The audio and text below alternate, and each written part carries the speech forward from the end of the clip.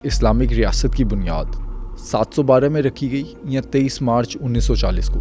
Arabs का हिंदुस्तान के साथ बहुत पुराना ताल्लुक है। 965 क़ब्ले मसीह से दोनों के दरमियान तिजारत हो रही है। मोहम्मद बिन कासिम बहुत बाद में आए। अब उसकी वजूहात बिल्कुल मुख्तलिफ हैं कि मोहम्मद बिन कासिम क्यों आए। मोहम्मद बिन कासिम था कौन? उनका ताल्लुक था बनी सकीफ से। आज रसूल सल्लल्लाहु अलैहि वसल्लम ने कहा था कि अल्लाह ताला बनी सकीफ से एक ऐसी नस्ल पैदा करेगा जो देर तक इस्लाम की हिफाजत करेगी। हमारा हीरो कौन है? राजा दाहिर जो इस जमीन का था या मोहम्मद बिन कासिम जो हमलावर था? मैं तो समझने से कासिर हूँ कि राजा दाहिर आपका कहाँ से सन ऑफ सोयल हो गया। जब मोहम्मद बिन कासिम जीतता है तो सिंध के लोग फूल क्यों निछावर करते हैं उसके ऊपर, राजा दाहिर के ऊपर फूल क्यों नहीं निछावर किए गए? वैसे मोहम्मद बिन कासिम ने अपनी तलवार से राजा दाहिर का सर काट के हजाज बिन यूसुफ को भेजा था। मोहम्मद बिन कासिम को मरवा के ताबूत में वापस बुलवाया अपने पास। ये दोनों बातें ठीक नहीं है। ख्वाजा आसिफ साहब ने भी एक बयान दिया।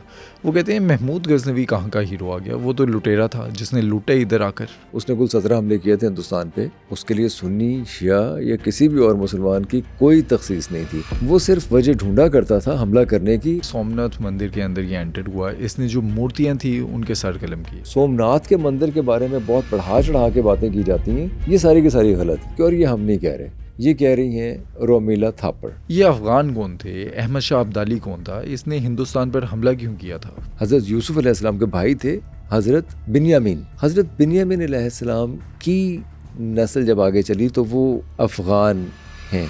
मोहम्मद बिन कासिम ने 712 में सिंध को फतह किया, लेकिन मोहम्मद बिन कासिम के हिंदुस्तान आने से पहले सिंध के हालात क्या थे? मोहम्मद बिन कासिम ने हिंदुस्तान में इस्लाम को कैसे फैलाया? हमारे लिए राजा दाहिर इस सरजमीन का हीरो है या मोहम्मद बिन कासिम? क्या महमूद गजनवी ने सोमनाथ मंदिर को तबाह किया था? और अफगानों की हिस्ट्री है क्या? और अहमद शाह अब्दाली ने हिंदुस्तान पर हमला क्यों किया था? ये सब हकाइक जानिए आज के इस पॉडकास्ट में।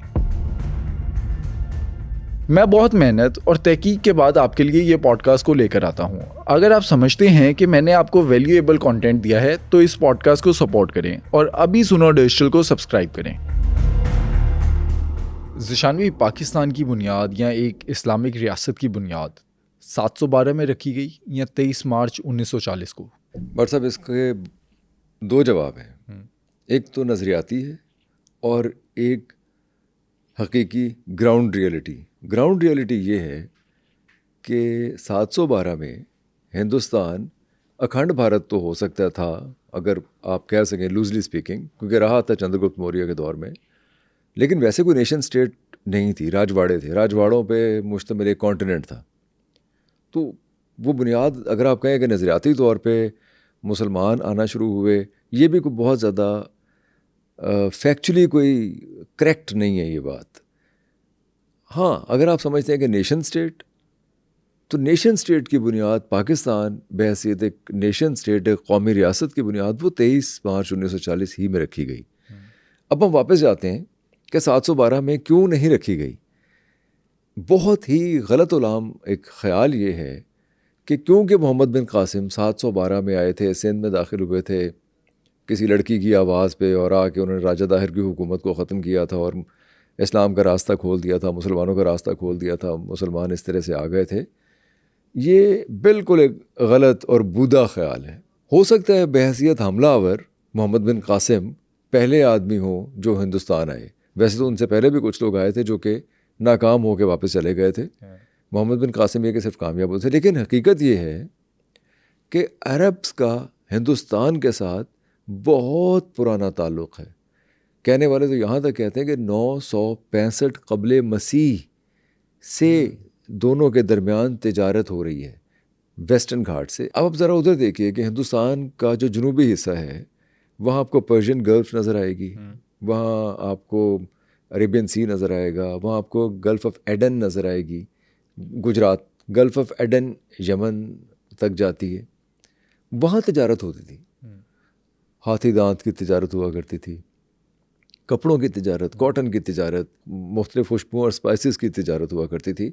और ये मैं आपको 965 क़ब्ले मसीह की बात कर रहा हूँ कि हिंदुस्तानियों के ताल्लुक़ थे अरबों के साथ। वो हिंदुस्तान से ये सारा मर्चेंडाइज़ लेके यमन तक जाते थे, यमन से शाम जाते थे, फिर मेडिटेरेनियन क्रॉस करते थे, यूरोप जाते थे, वहाँ से सामान लेके आया करते थे, चीन तक जाते थे, मिस्र जाते थे, ये सारी मंडियाँ थी, इसलिए वो अरब्स के लिए बहुत ज़्यादा इम्पोर्टेंट था। बल्कि जो संस्कृत है उसमें आप अरबी का असर देखिए कि बहुत सी अशिया जैसे कि जंजबील, काफूर, मुश्क, ये सारे वो नाम हैं जो संस्कृत से अरबी में आए हैं। अरबों की शायरी में, अरबों के दास्तानों में, जैसे फॉर एग्ज़ाम्पल तलवार है, फौलाद की तलवार हिंदुस्तान से जाया करती थी अरब, और तलवार के बारे में जो उनकी शायरी हुआ करती थी उसमें वो इस चीज़ को खराज अक़ीदत पेश किया करते थे या खराज तहसीन पेश किया करते थे कि ये हिंदुस्तान की बनी हुई तलवार है जो हमारे पास है। आप हैरान होंगे ये सुन के, जब कौरवों ने एक पांडवों को जलाने की टेक्निक इख्तियार करने की कोशिश की तो उन्हें अरबी ज़बान में वार्न किया गया, पांडवों को अरबी ज़बान में वार्न किया गया। दुरूजी ने वार्न किया अरबी ज़बान में, टिप दी कि वो आपके ख़िलाफ़ ये कदम उठा सकते हैं। यानी अरबी ज़बान का ऐसा अमल दखल था हिंदुस्तान के अंदर। मुसलमान भी मोहम्मद बिन कासिम के आने से पहले जो मुसलमान ताजिर हैं उन्होंने उस सिलसिले को जारी रखा, वो सिलसिला चलता रहा, वेस्टर्न घाट्स पे आया करते थे। बल्कि हकीकत ये है कि वेस्टर्न घाट्स पे जब वो आते थे उनका शादी ब्याह भी करते थे, वो यहाँ रचे बसे भी, यहाँ की ज़बान को भी उन्होंने इन्फ्लुएंस किया, और इस्लाम बुनियादी तौर पे वहीं से फैलना शुरू हो गया था। लोग उनके कैरेक्टर को देखकर, क्योंकि अरब्स जो थे वो बड़े साफ़ सुथरे लोग थे, इस्लाम आने के बाद तो ख़ास तौर पे वो उनके कैरेक्टर में, उनके मिजाज में, उनके लेन देन में बहुत ज़्यादा तब्दीली आई थी, क्योंकि मर्केंटाइल इकॉनमी के ऊपर इस्लाम बहुत ज़्यादा तवज्जो देता है, जैसे कि हम देखते हैं हज़रत सल्लल्लाहु अलैहि वसल्लम के दौर में भी देखते हैं। तो वो जब ये लोग यहाँ आए, ये बड़ा अच्छा असर व नफूज़ हुआ इस्लाम का। मोहम्मद बिन कासिम बहुत बाद में आए। अब उसकी वजूहात बिल्कुल मुख्तलिफ हैं कि मोहम्मद बिन कासिम क्यों आए। मोहम्मद बिन कासिम हिंदुस्तान में किसी लड़की की पुकार पे आया था? लड़की का तो पता नहीं जी, बहुत सी और वजूहात थी, जिनमें एक सबसे बड़ी वजह ये थी कि ईरान में जब मुसलमान हमला कर रहे थे तो सिंध के जो जाट थे इन्होंने ईरानियों का साथ दिया मुसलमानों के ख़िलाफ़। दूसरी बात यह कि जब मकरान के साहिलों पे मुसलमानों ने कब्ज़ा किया तो सईद बिन असलम को वाली बना के भेजा। अच्छा, वो वाली बना के भेजा, लेकिन बिन हारिस अल्लाफ़ी, वो कौन थे? एक साहब जो मुसलमानों के अंदर से ही थे, उन्होंने सईद बिन असलम को कत्ल कर दिया। अल्लाफ़ी कुछ लोग थे जो कि उन्हें एक्सेप्ट नहीं कर रहे थे। अल्लाफ़ी वहाँ से भागे और वो इस चच ख़ानदान के पास सिंध में आ गए, राजा दाहिर के पास आ गए। राजा पनाह ले ली। राजा दाहिर ने बड़े अच्छे तरीके से बड़ा उन्हें प्रोटोकॉल दिया, बहुत अच्छे से रखा उनको, जिसका कि रंज था। फिर इनकी आपस में 2-3 जंगें हो चुकी थी। जंग ज़ातुल सलासल हो चुकी थी, जंग क़ादसिया हो चुकी थी। जंग ज़ातुल सलासल भी एक बड़ी रिबो-गरीब जंग हुआ करती थी, जिसमें ये लोग, यानी ये जो सिंध के जाट हैं, जब ये लड़ा करते थे, ये पाँव में बेड़ियाँ पहन लिया करते थे। उसकी क्या वजह? ताकि मैदान जंग से भाग ना सकें। सलासिल वो बेड़ियों की कहते हैं ना, तो वो जंग सलासिल इनके ख़िलाफ़ हुई, जंग क़ादसिया। कौन जीता? कोई जंग, बाकायदा जंग नहीं जीता। बाकायदा मोहम्मद बिन कासिम ही जब आए तो वो सिंध के अंदर दाखिल हुए। वरना सिंध के अंदर दाखिल नहीं हो सके थे उस वक्त तक। लेकिन बताने का मकसद ये है कि वो सिलसिला पहले से चल रहा था। फिर ये जो बहरी क़साक हुआ करते थे, लूट मचाया करते थे, और ऐसे ही एक कहा जाता है कि एक जहाज़ को लूट लिया गया, उस जहाज़ में औरतें भी थी, कुछ बच्चे भी थे।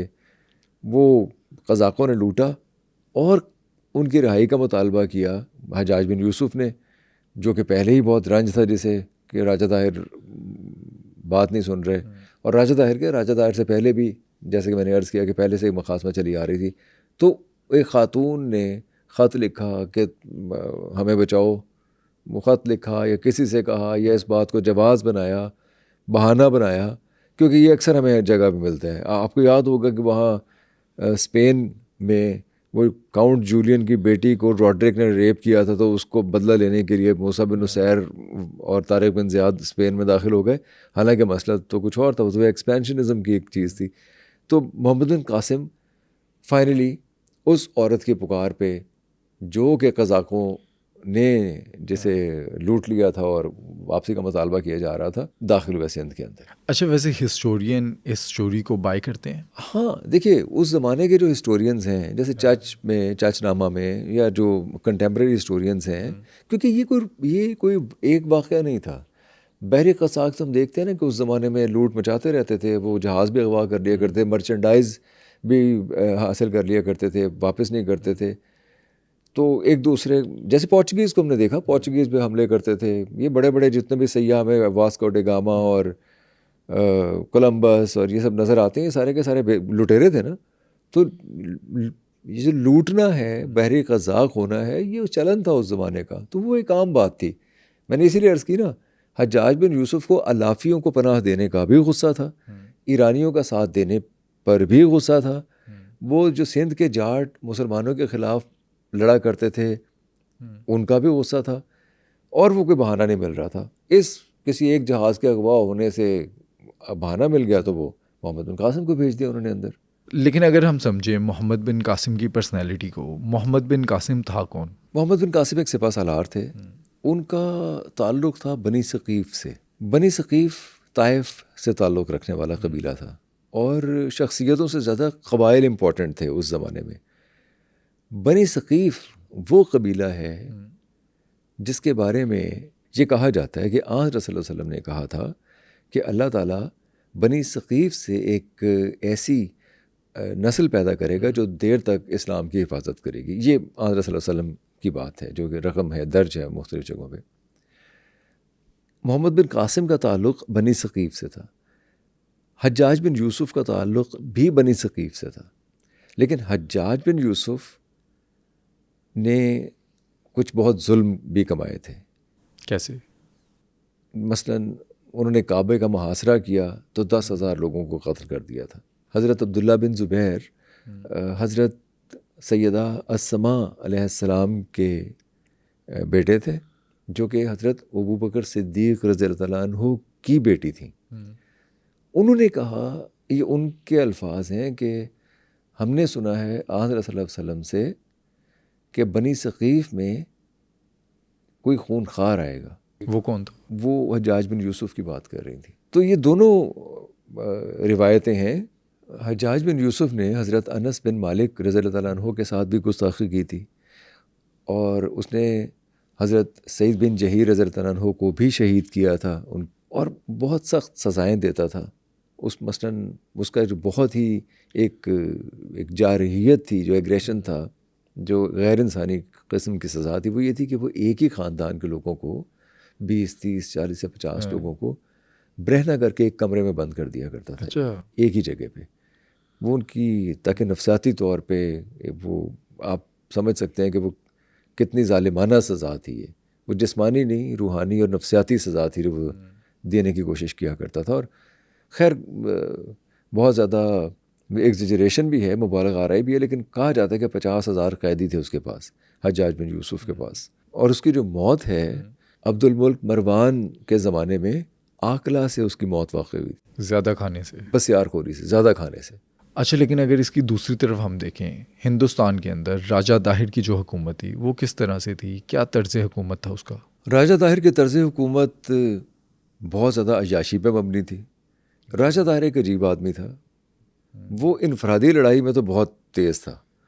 मसलन जब अरब्स खैमे लगा के बैठे हुए थे लड़ने के लिए, तो ये अपना हाथी लेके निकल गया लड़ने के लिए। उधर से भी एक तीरंदाज आया अपने घोड़े पे, लेकिन इसका निशाना ऐसा पक्का था कि इसने तीर चलाया तो वो कहते हैं कि उसके दिमाग से होता हुआ और अंदर आंतों तक में चला गया वो तीर, और वो गिर के मर गया। लेकिन जब इनफरादी सतह पे लड़ाई करने पे वो आता है, इनफरादी तीरंदाजी का मुकाबला करता है, तो वो बहुत परफेक्ट है। वैसे राजा दाहिर के बारे में ये है कि जो उसे नज़र आ रहा था कि ईरान में, बगदाद में और सिंध की तरफ हर जगह मुसलमान जो है वो आहिस्ता आहिस्ता कब्ज़ा भी करते जा रहे हैं, वो अपनी हुकूमतें भी कायम कर रहे हैं, वो लोग शिकस्त भी दे रहे हैं। और राजा दाहिर को बार बार ये बताया भी जाता था कि कुछ होश के नाखून लें, कुछ पेशबंदी करें, क्योंकि मुसलमान जो है वो मुसलसल आगे बढ़ते चले आ रहे हैं। ये क्या समझता था? ये कभी इसको सीरियस नहीं लेता था। ये शिकार का शौकीन था और उमूमन शिकार खेलने चला जाया करता था, या मुख्तलिफ़ ख़वातीन के हाथों से शराब पीने का शौक़ था इसे, तो वो शराबें पीता रहता था। ऐसा नहीं था कि बहादुर नहीं था, बहादुर भी था, समझदार भी था, लेकिन वो ज़्यादा लहू अलाब में मशगूल रहता था। एक बहुत बड़ी कमज़ोरी ये थी, और ये सारे इस ख़ानदान की कमज़ोरी थी, ये लोग ज्योतिषियों पे और एस्ट्रोनॉमी पे और ये जो काफ़िया शनासी है इस पे बहुत यकीन रखते, सितारों पे, इल्म नजूम पे बहुत ट्रस्ट करते। हर चीज़ उसको देख के, उससे पूछ के चलनी है। मसलन उसे ज्योतिषी ने बताया किसी ने कि जी ज़ोहरा क्योंकि आपके पीछे नहीं है, वो अरबों के पीछे है, लिहाजा ऐन मुमकिन है कि आपको शिकस्त हो जाए। फिर क्या करता? ये भिन्न आ गया, इसने कहा ये कैसे हो सकता है, ये कैसी फजूल बातें कर रहे हो। अब वो बेचारे ने अपनी जान बख्शी करवानी थी, ज्योतिषी ने, उन्हें कहा जी ले आओ मैं ज़ोहरा ताड़े पे चला देना। उसने एक ज़ोहरा सैयारा ये बना के वो इसकी कमर पे लगा दिया, उसका स्केच करके कि अब ज़ोहरा आपके पीछे, अब आपको शिकस्त नहीं होगी। लेकिन ज़ोहरा तो उन्हीं के पीछे था।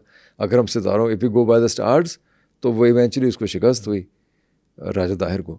अच्छा, राजा दाहिर के बारे में एक कहानी भी मशहूर है कि इसने अपनी सगी बहन से शादी की थी। वो जो शादी वाला किस्सा है उसमें भी ज्योतिषियों का ही अमल दखल है। उसको इसको लेने के देने पड़ गए थे शादी की वजह से भी। और जो इसने की, एक्चुअली बहन, बड़े भाई ने ये कहा कि बहन की शादी कर देनी चाहिए। उसने बहुत से तोहफे तोहफे भेजे, वो भी एक रियासत का राजा था, और उसने तोहफे तोहफे भेजे। उसने ज्योतिषियों से पूछा, उन्होंने कहा जी आप बहन की शादी कर देनी चाहिए, ये मुबारक दिन है, बड़ा खूबसूरत, बड़ा अच्छा दिन है, फ़लाँ दिन बुध वाले दिन शादी कर दो भैन दी।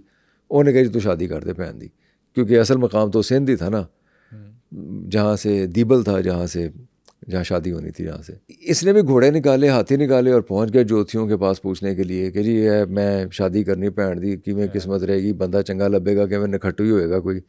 उन्होंने देखा, उन्होंने कहा वो तो राजा होगा, वो तो जिससे इसकी शादी होगी उसने तो राजा बनना है सिंध का। तो अब ये उन्होंने कहा जी राजा उन्हें बनना है, असी ये चौल बेचने ने।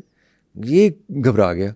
इसने और मशवरा किया इधर उधर, तो पता चला कि वो तो ये जिससे शादी इस खातून की होगी वही राजा होगा। तो इसने सोचा, इसके बुद्धिमान जो इसका वज़ीर था उसने मशवरा दिया कि तुसी आप ही शादी कर लो। इसने कहा कि यार लोग क्या कहेंगे, ज़माना क्या कहेगा। अच्छा, वैसे हिंदू मज़हब के अंदर कज़न से भी शादी नहीं कर सकते, ये तो फिर बहन है। हाँ जी, और ये ब्राह्मण थे, इनके तो बहुत ब्राह्मणिकल कोड तो और भी ज़्यादा सख्त कोड था, लेकिन इन्होंने उस कोड को बहरहाल मुकम्मल तौर पर फ्लाउट किया। इसे कन्विंस किया इसके वज़ीर ने, बुद्धिमान ने कहा कि चलिए मैं आपको एक बताता हूँ कि लोग क्या कहेंगे, उसका हल बताता हूँ। उसने एक भेड़ ली, उस भेड़ को गंजा किया और उसके ऊपर कोई नक्शो निगार बनाए, मतलब उसकी शक्ल हैत और हर चीज़ को तब्दील कर दिया, और लेके फिराना शुरू कर दिया उसने गलियों में। सब लोग जूक के इकट्ठे हुए कि यार ये क्या तमाशा है, ये कैसी भेड़ है, ये क्या है, इसके ये मुंह पे क्या बना हुआ है, ये जिस्म पे क्या है, इसके बाल किधर, जो जितने मुँह उतनी बातें। और वो लेके फिरता है, पहले दिन, दूसरे दिन, तीसरे दिन, 8-10 दिन के बाद किसी ने नोटिस ही नहीं लिया, वो पेड़ फिरी जा रही है, लोग देख ही नहीं रहे।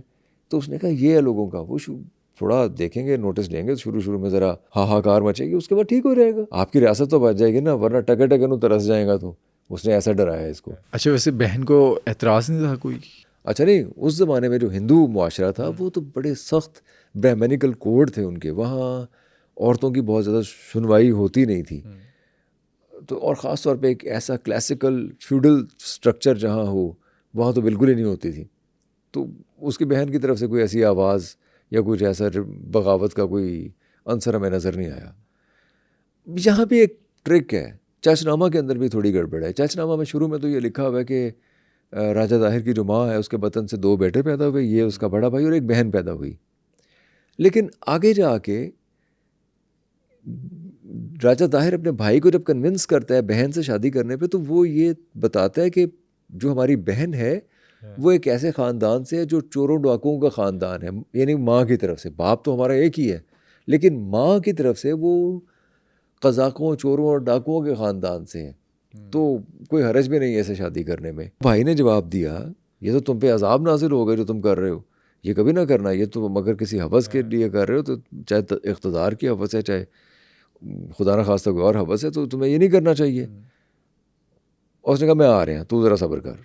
अब इसने खैर जल्दी से वो पल्लू बांधा उसके पल्लू से और सिंबॉलिकली शादी करके उसको बिठा लिया। ऊपर से उसका भाई आ गया, वो भाई जाके बाहर आके बैठ जाता है कले के बाहर। अब वजीर फिर इसे मशवरा देता है, वही बुद्धिमान, कि अब आप कला बंद हो जाए, आप बाहर जाए ना, उसे बाहर बैठा रहने दे। उसने कहा यार बड़ा डाप रहा है, बाहर कैसे बैठा रहने दो। उसने कहा नहीं आप फिक्र ना करें, आप ऐसे नहीं, वरना वो चालाकी से आपको कत्ल कर देगा या करवा देगा। खैर ये कुछ अर्से तो कला बंद रहता है, वो बाहर बैठा रहता है अपने फ़ौज को लेके, बातचीत होती रहती है। फिर राजा दाहिर उसे ये कहता है कि अपने बड़े भाई से कि अगर तुमने मुझसे मिलना है तो बिल्कुल हथियारों के बगैर खुद अकेले आओ, मैं तुम्हारा इस्तकबाल करूँगा। वो हाथी के ऊपर बैठ के उसका भाई आता है, साथ हरकारे नहीं होते, साथ कोई असला या फ़ौजी नहीं होते। अब वो जो वज़ीर है बुद्धिमान, वो राजा दाहिर से कहता है कि आ तो ये गया है, बहुत अच्छा मौका है, इसको ज़िंदान में डाल दो या कत्ल कर दो। क्या करता है? नहीं कुछ नहीं करता, ये कहता है यार वो हमारे कहने पे खाली हाथ आ गया, मेरा भाई है, जैसे मैं कह रहा हूँ वो कर रहा है, तो कोई उसका जारहियत का कोई इरादा भी नहीं है, तो मैं क्यों उसे कत्ल करूँ। अब ये फिर बातचीत शुरू हो जाती है दोनों भाइयों के दरमियान। तो वो जो बड़ा भाई है वो ये कहता है कि मेरे साथ बैठ के बाहर चलो, हम किसी ऐसी जगह पे जाके बात करते हैं जहाँ कोई ना हो, हम दोनों भाई बात करें बैठ के। ये फिर बुद्धिमान से मशवरा करता है। बुद्धिमान कहता है ये मामला तो आपने शुरू से ख़राब किया हुआ है, अब आप इसके साथ बाहर जाएंगे, बाहर जाके वो आपको कत्ल भी कर सकता है, मैं कैसे कह सकता हूँ कि आप ना जाएं। वो कहता है फिर क्या करूँ। वो कहता है ऐसा करें कि जब आप जा रहे होंगे ना हाथी पे और दरवाजे से बाहर निकलेंगे तो आप दरवाजे से लटक जाएं, हाथी निकल जाएगा तो हम आपको उतार लेंगे। बड़े बड़े कले के दरवाजे हुआ करते थे। उसने कहा ठीक है। अभी दोनों भाई बैठ के अभी जा रहे हैं हाथी पे बैठ के रथ पे, और कले को अबूर करते हुए ये कले के दरवाजे से लटक गया, वो हाथी निकल गया। जब उसने पीछे मुड़ कर देखा बड़े भाई ने, तो राजा ताहिर था ही नहीं। इन्होंने खैर राजा ताहिर को उतार दिया और कले के दरवाजे को बंद कर दिया और फिर बाहर चला गया। बाहर जाकर वो इतना डिस्टर्ब हुआ इस पूरे वाक़े से कि वो एक बीमारी का शिकार हो गया। वो थी तो कोई जल्द की बीमारी, लेकिन उस बीमारी की वजह से वो मर ही गया। वैसे राजा दाहिर को और मोहम्मद बिन कासिम को लेकर हिस्टोरियन में आपस में ना काफ़ी कॉन्ट्रोडिक्शन रहती है, और सोशल मीडिया पे भी मैंने कुछ वीडियोस देखी जिसके अंदर ये डिबेट रहती है कि हमारा हीरो कौन है, राजा दाहिर जो इस ज़मीन का था या मोहम्मद बिन कासिम जो हमलावर था। अच्छा, कॉन्ट्रडिक्शन तो ज़रूर है, लेकिन उस कॉन्ट्रडिक्शन की कोई ठोस दलाइल नहीं है। हाँ ये ज़रूर है कि मोहम्मद बिन कासिम बाहर से आया, लेकिन राजा दाहिर भी तो बाहर से आया हुआ था। किधर से? जो चच ख़ानदान है, चच ख़ानदान तो सिंध से नहीं था। चच ख़ानदान तो सैसी राय के ज़माने में सिंध में वारद हुआ ना, और सैसी राय के करीब आ गया। सैसी राय ने इन्हें बहुत बड़ा प्रोटेक्ट किया, इन्हें अपने बहुत करीब लेके आ गया। देखिए उस ज़माने में पूरे हिंदुस्तान के अंदर जो डंका बज रहा था वो बुद्धिज़्म का डंका था। अच्छा। सिंध के अंदर भी जो लोग थे वो बुद्धिस्ट थे ज़्यादा, ये ब्राह्मण थे, हिंदू थे। अच्छा। अब आप ये देखिए कि जो बुद्धिस्ट हैं वो क्यों ब्राह्मण्स के ख़िलाफ़ थे? क्यों? हायरार्किकल ऑर्डर की वजह से, क्योंकि उसमें हसब नसब ज़बान और नस्ल का बहुत ज़्यादा अमल दखल था। अच्छा, उस टाइम पे परसिक्यूशन हुई थी बुद्धिस्ट की? नहीं, बुद्धिस्ट की तो हुकूमत थी वो। देखिए 5 सदी कबले मसीह से लेके 5वीं सदी ईस्वी तक बुद्धिस्ट हिंदुस्तान में रहे हैं और जम के रहे हैं। अशोका, चंद्रगुप्त मौर्य और दूसरे जो बादशाह थे, पार्थियंस थे, साइदियंस थे, वो सब लोग बुद्धिस्ट को प्रोटेक्ट करते रहे हैं। सिंध के अंदर भी बुद्धिस्ट थे। ये जो हिंदू और जो ब्राह्मणिकल जो कोड था उसके खिलाफ एक प्रोटेस्ट था बुद्धिज़्म, जिसको हम डिस्कस कर भी चुके हैं पहले। ज़ात पात के निज़ाम के ख़िलाफ़, उनके नस्ली तफाखुर के ख़िलाफ़, उस कोड के ख़िलाफ़ थे बुद्धिस्ट। तो बुद्धिस्ट ज़्यादा थे। ये लोग जब आए यहाँ, राजा ससी राय भी बुद्धिस्ट था, वो इसे अपने बहुत करीब ले आया चच को। चच ने राजा ससी राय के ख़िलाफ़ साजिश की, उसे कत्ल किया, उसकी बीवी से शादी की, उसको मलका बनाया, सिंध का हुक्मरान बन के बैठ गया, और उसका बेटा राजा ताहिर था। मैं तो समझने से कासिर हूँ कि राजा दाहिर आपका कहाँ से सन ऑफ सोयल हो गया। आज के तनाजुर में भी देखें, हालांकि नहीं देखना चाहिए, वो ज़ाहिर अब तो नेशन स्टेट है, लेकिन फिर भी सिंध का हीरो तो नहीं बनता राजा ताहिर, वो तो बाहर से आया, और जो सन ऑफ द सोयल था उसे कत्ल किया, उसकी बीवी से शादी की राजा ताहिर के बाप ने, और काबिज़ हो गया। ना मोहम्मद बिन कासिम हीरो है सिंध का, ना राजा दाहिर सिंध का हीरो है, दोनों बाहर से आए हुए हैं। अच्छा, इन दोनों का आपस में मुकाबला कैसे होता है, कौन जीतता है, कैसे जंग होती है? जंग तो ऐसे होती है कि मोहम्मद बिन कासिम जब आता है तो राजा ताहिर उसे बहुत सीरियस लेता ही नहीं है, बहुत लंबे अरसे तक सीरियस नहीं लेता। वो अरोड़ा में जाके मुकाबला फाइनली होता है, जो सक्खर के करीब, रोडी के करीब जो इलाका है, वहाँ जाके मुकाबला होता है। लड़ाई भड़ाई बड़े लंबे अरसे तक चलती रहती है। ये बहुत से राजाओं को इकट्ठा भी करता है। लेकिन मसला ये है, जब मोहम्मद बिन कासिम जीतता है तो सिंध के लोग फूल क्यों पेश करते हैं, फूल क्यों निछावर करते हैं उसके ऊपर, राजा दाहिर के ऊपर फूल क्यों नहीं निछावर किए गए? ये तो चाचनामा लिखता है। क्यों? इसलिए कि वो बुद्धिस्ट थे, वो हिंदू ब्राह्मण के कोड के खिलाफ थे। वो हाँ, वो इंतज़ामी मामलात में राजा दाहिर अच्छा नहीं था, वो लापरवाह था, रेकलेस था, अब ख्याल नहीं रखता था लोगों का, लगान लगे हुए थे बहुत ज़्यादा, ऐश प्रस्त बहुत ज़्यादा था। ये सब बादशाहों राजों और महाराजों के साथ ये चीज़ें तो चलती हैं, ये तो होती हैं। आप कहते हैं वो सन ऑफ द सोयल था, अब वो हमारी ज़मीन का बेटा है, मोहम्मद बिन कासिम ने आके उसके ऊपर हमला किया है, तो फिर ये तारीख गवाह है। चाचनामा को देख लें, सबसे मुस्तनद जो आपके पास जो किताब है वो चाचनामा ही है ना। अब उसकी तशरीहात भी हो चुकी हैं, वो बेसिकली अरबी में लिखी गई थी, बाद में कूफी ने फ़ारसी में तर्जुमा किया उसका, वो सब अवेलेबल है। वो उसमें बताया जाता है कि मोहम्मद बिन कासिम के ऊपर फूल निछावर किए गए। लोगों ने शुक्र किया कि हमारी इनसे जान छूटी राजा ताहिर से, क्योंकि वो लोग बुद्धिस्ट थे। हालत दिगर गूँ थी, भूख थी, अफलास थी, गुर्बत थी, लगान था, हालात अच्छे नहीं थे। एक मसीहा समझा मोहम्मद बिन कासिम को, दैट इज़ अनदर थिंग। मसला ये कि वो बुद्धिस्ट थे सारे के सारे। वो ये समझ रहे थे कि जो राजा दाहिर और ये बुद्धिज़्म के ख़िलाफ़, यानी जिस हायरार्किकल ऑर्डर से उन्होंने जान छुड़वाई थी बुद्धिस्ट बनने के बाद, वो उसी को रिवर्ट कर रहा था। इसलिए उन्होंने मोहम्मद बिन कासिम को वेलकम किया था। अच्छा, जो बुद्धिस्ट थे उन्हें मोहम्मद बिन कासिम की हुकूमत में आने से कोई मसला नहीं था? नहीं, मोहम्मद बिन कासिम को वो सिर्फ एक कैटलिस्ट समझ रहे थे चेंज के लिए। जो जमूद तारी था उससे जान छूट जाएगी, ये मकसद था। अच्छा, लेकिन ये भी हो रहा था साथ, देखिए जब ईरान पे हमले हुआ करते थे, यहाँ से जो सिंधी जाट जाया करते थे ईरानियों की हेल्प करने के लिए मुसलमानों के ख़िलाफ़, और बाज़ औक़ात वो मातूब हो जाया करते थे, मग़लूब हो जाया करते थे, तो उनमें से बहुत से लोग इस्लाम भी कबूल कर लिया करते थे।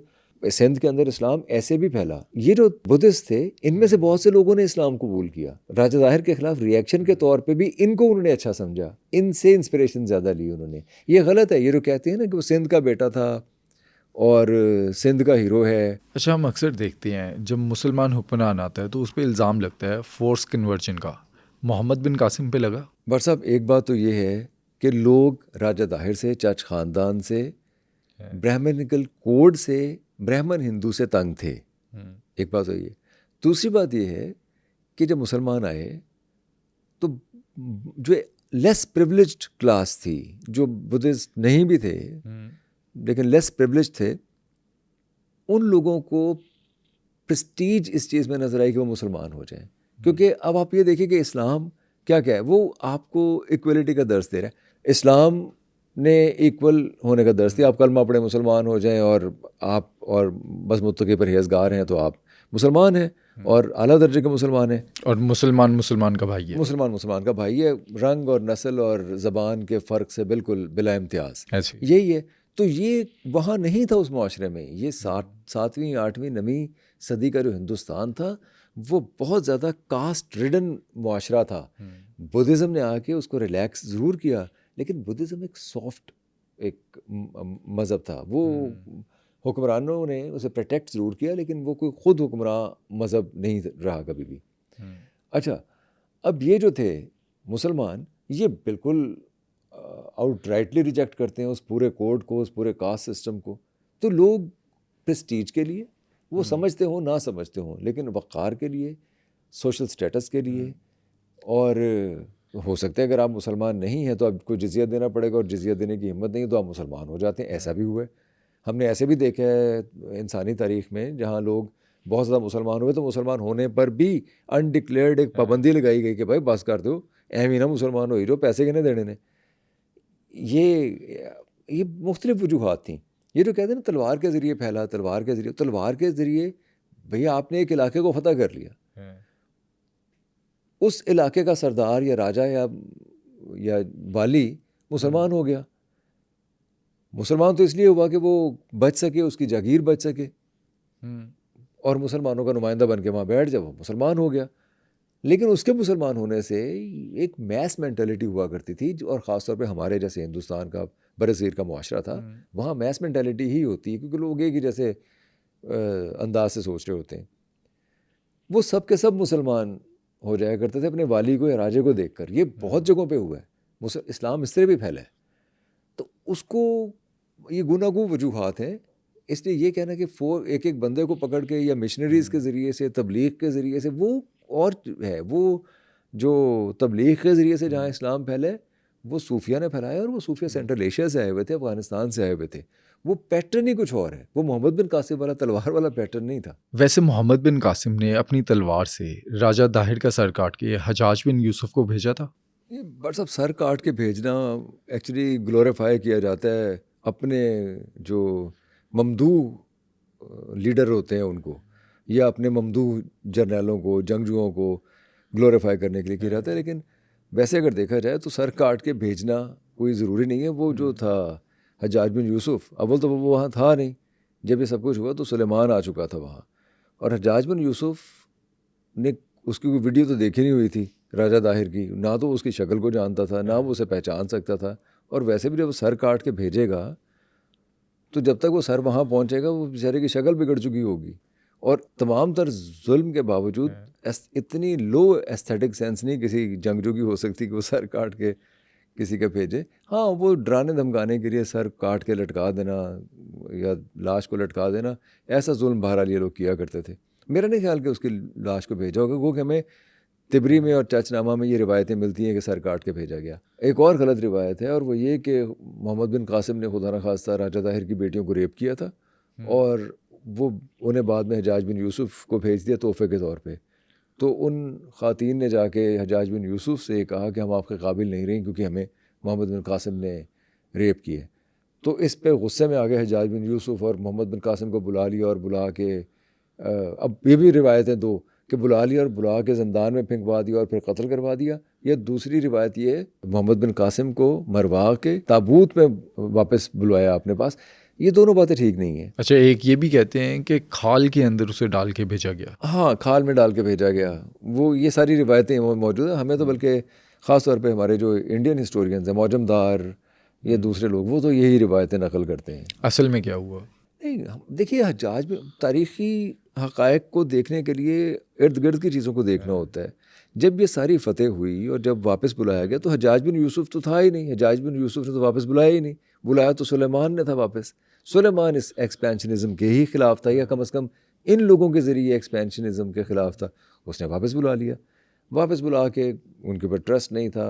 वो कुछ सियासी वजूहात थी जिनकी बुनियाद पर ज़िंदान में फेंकवाया गया मोहम्मद बिन कासिम को। और मोहम्मद बिन कासिम के बाद मोहम्मद बिन कासिम के जो बेटे थे इब्ने उम्र, वो भी आते रहे हैं यहाँ, सिंध आते रहे हैं। सिंध में भी वो उनका बड़ा अमल दखल था। मोहम्मद बिन कासिम के दौर में सिंध के हालात में कोई तब्दीली आई राजा दाहिर के दौर से? नहीं, ये दौर बहुत लंबा दौर तो है ही नहीं ना। और मुसलमानों को एक्चुअली तो एक रास्ता चाहिए था इस तरफ से हिंदुस्तान के अंदर घुसने का, दूसरा ट्रेड रूट को ढूंढने का, सी रूट को हासिल करने का, तिजारत को बढ़ाने का पूरे हिंदुस्तान से। जैसे मैंने अर्ज़ किया कि मिडल ईस्ट की तरफ, मिस्र की तरफ, वैसे वेस्टर्न घाट से तिजारत हो रही थी ना, इस तरफ से भी तिजारत करना चाह रहे थे वो। मसला तो उन रूट्स को हासिल करने का था। ये जो सोसाइटी थी, जो सिंध की जो सोसाइटी थी, यहाँ एक क्लासिकल फ्यूडल सोसाइटी थी, और गुर्बत थी बहुत ज़्यादा। या जागीरदार होता था, या सर्व्स थे, या बेचारे मज़ारे थे काम करने वाले। ऊपर से मुस्तज़ाद ये कि जो बहुत बड़ी तादाद जब लोगों की ऐसी होती है जो एक जगह रह रही हो, जो खुशहाल ना भी हो, उन्हें आप मज़हब की कोई ना कोई लॉ लगा के अपने काबू में रखते हैं। अब वो मजहबी तौर पे भी बेचैन थे। जैसे मैंने अर्ज़ किया कि वो तो ज़्यादातर लोग, सोचने समझने वाले ज़्यादातर लोग तो बुद्धिस्ट थे। तो वो मजहबी सतह पे भी, समाजी सतह पे भी, मुआशी सतह पे भी कोई बहुत प्रॉस्परस मुआशरा नहीं था।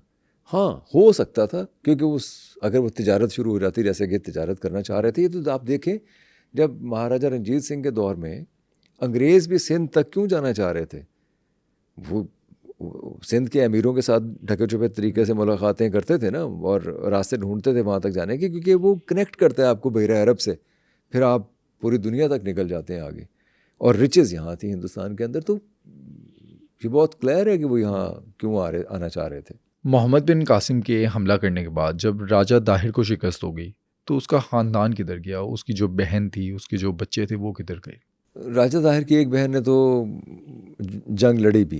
एक्चुअली देखें, वो जंग का तरीका कोई एक वक्त में एक लोकेल पे जंग नहीं हुआ करती थी। मुख्तलिफ जगहों पे, जैसे दीबल में, अरोड़ा में और मुख्तलिफ जगहों पे सिंध के अंदर वो जंग का लोकेल बनता था, और वहाँ मुख्तलिफ लोग तैनात होते थे लड़ाई करने के लिए।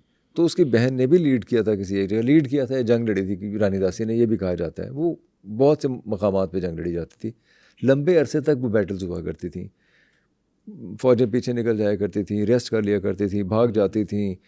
और ये कई दफ़ा राजा दाहिर के साथ हुआ भी है कि राजा दाहिर ने बड़ा डट के मुकाबला भी किया था। ऐसा नहीं था कि वो पसपा ही हो गया फ़ौरन, बड़े लंबे अरसे तक मुकाबला होता रहा था। राजा दाहिर खुद बड़ा तेज़ आदमी था, लड़ाई में भी काफ़ी तेज़ था। बल्कि एक स्टेज पे तो ये कहा जाता है कि जो मुसलमानों की फ़ौज है उसको इन्होंने बहुत हद तक मगलूब कर लिया था। लेकिन फिर ये कहा जाता है, जो चचनामा के अंदर ये सारी तफसील लिखी है, क्योंकि वो ज़माने में अब कैसे भी इंटरप्रेट करते हैं, 13वीं सदी में जाके किताब लिखी गई है कि उसके जो घोड़े थे, हाथी थे, वो बिदक गए थे। उन बिदकने की वजह से ये भी होता है कि जब आपको कोई सिरा नहीं मिलता, जो नॉट आप खोलते जा रहे होते हैं तारीख की, और जो नॉट खुल नहीं रही होती उसे आप काट देते हैं। ये क्या है कि हाथी बिदक गए थे, जैसे हमने राजा पोरस में देखा। जैसे राजा पोरस में देखा है, आपने वो नॉट काट दी, अपने हीरो को बड़ा करके दिखा दिया, अल्लाह अल्लाह खैर साला, बाकी सारे लोग अलेक्जेंडर द ग्रेट करना शुरू हो गए। अब यहाँ सिंध के अंदर जो है वो एक आइडेंटिटी की एक नई लड़ाई है कि मोहम्मद बिन कासिम हमारा हीरो है या राजा दाहिर हमारा हीरो है। उसने सर काट के भेजा था या उसने शिकस्त दी थी, तो ये आइडेंटिटी का प्रॉब्लम है हमारी। राजा दाहिर की औलाद किधर गई? अच्छा, राजा दाहिर के औलाद में से, चच ख़ानदान में से, एक्चुअली चच ख़ानदान में से कुछ लोग फिर वहाँ से भाग आए थे। एक्चुअली उन्होंने जो ब्राह्मण हिंदुइज़्म को छोड़ दिया था और ज़रतुश्तिज़्म को कबूल कर लिया था। ईरान से भी ज़रतुश्त क्योंकि हिंदुस्तान आ रहे थे, तो भंडाराज जो वहाँ से भाग के फिर लाहौर आए।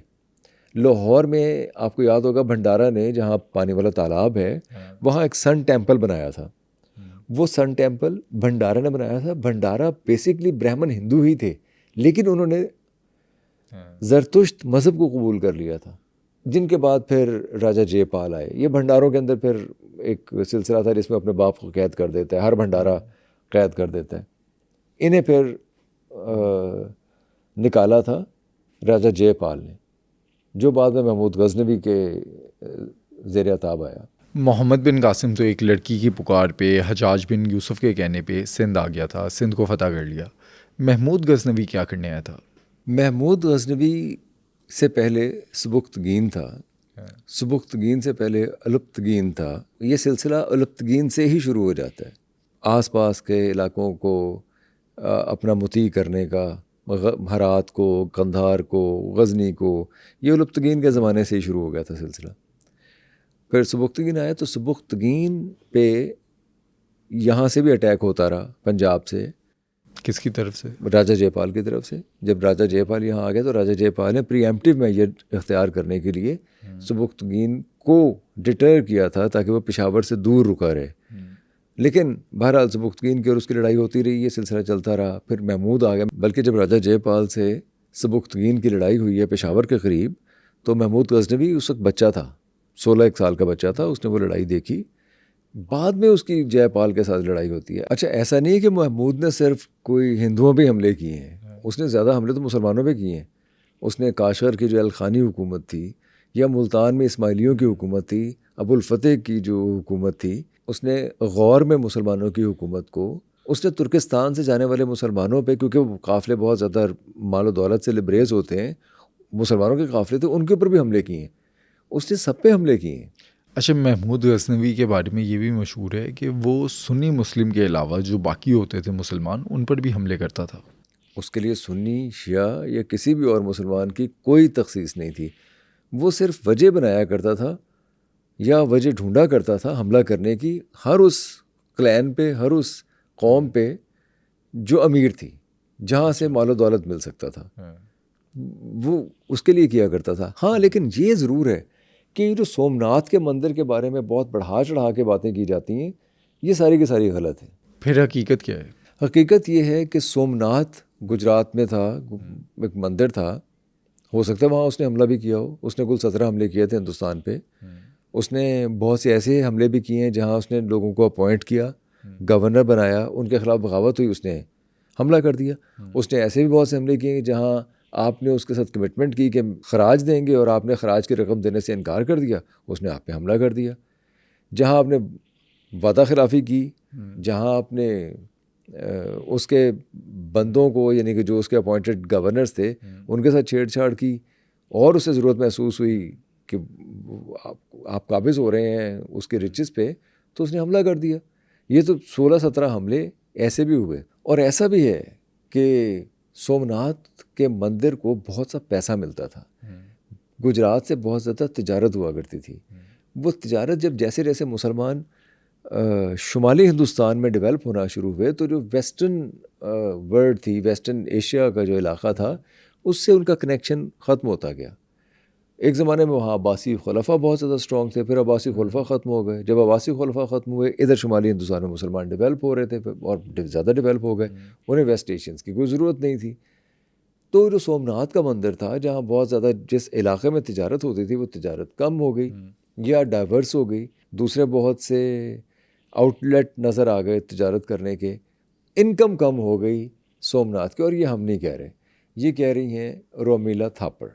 अच्छा। उन्होंने किताब लिखी है सोमनाथ। उन्होंने बड़ी डिटेल से आता है कि उन्होंने कतबों से, उन्होंने वो तख्तियों से, उन्होंने हम असर लोगों की जो किताबें हैं वहाँ से, अदब से, हर जगह से उन्होंने कशीद करने की कोशिश की है मालूमात। वैसे कुछ क्रेडिबल यूट्यूबर्स हैं जिसको मैंने सुना इस पॉडकास्ट की रिसर्च के लिए, वो तो कहते हैं कि सोमनाथ मंदिर के अंदर ये एंटर हुआ, इसने जो मूर्तियाँ थी उनके सर कलम किए और लूटा उनको, और फिर उसके बाद जला के राख कर दिया।